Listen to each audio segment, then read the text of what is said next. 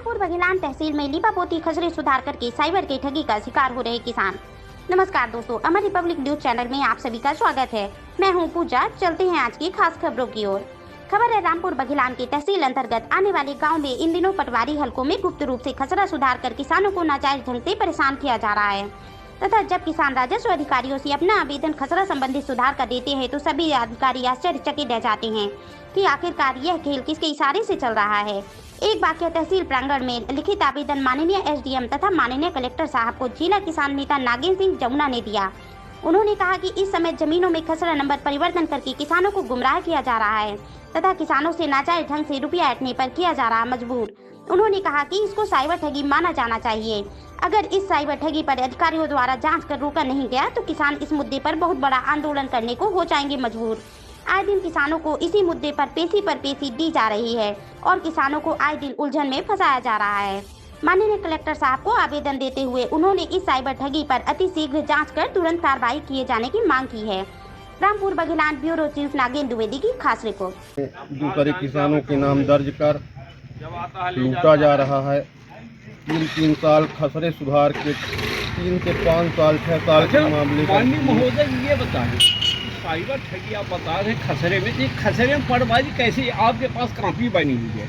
हमारे पास अपने रिकॉर्ड में कैसे परिवर्तन कर? हमारे पास वही तो पकड़ है। हमारे पास पुराने जो दस्तावेज है हस्तलिखित वाले ऋण पुस्तिका और खसरे उनमें सही है।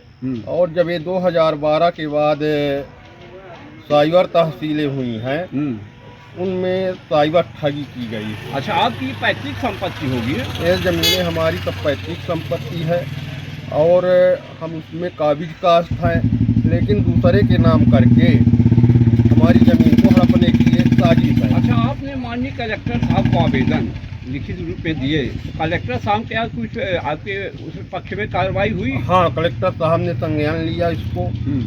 एसडीएम आर्यन खरे को फ़ोन पर बात की और कहा कि ये आपके साथ गलत हुआ है। रामपुर बघेलान, हाँ, आपके साथ गलत हुआ है और उसने तत्काल निराकरण करने के लिए आदेशित किया। लेकिन इस तरह के मामले रामपुर तहसील में हजारों हैं। मेरा एक मामला नहीं है, आए दिन होते रहते और डेली होते रहते हैं कि आपकी ज़मीन में आबादी को ठान दर्ज किया जाएगा। नहीं, ये कितने दिन से चल रहा है इस प्रकार का यहाँ पे?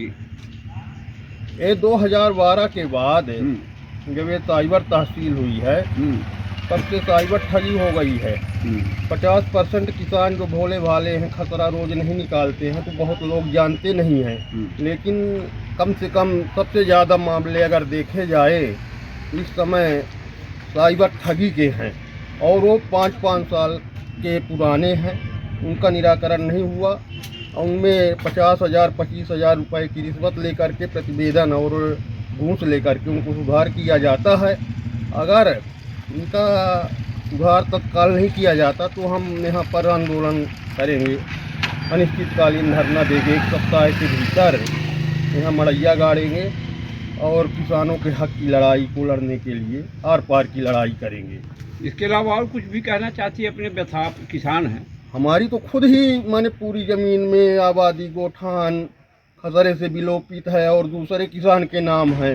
तो ऐसे तो जब हम जागरूक किसान के साथ ऐसा हो सकता है तो और किसान तो बेचारे भोले भाले, उनके साथ तो और ज़्यादा साइबर ठगी हो रही है।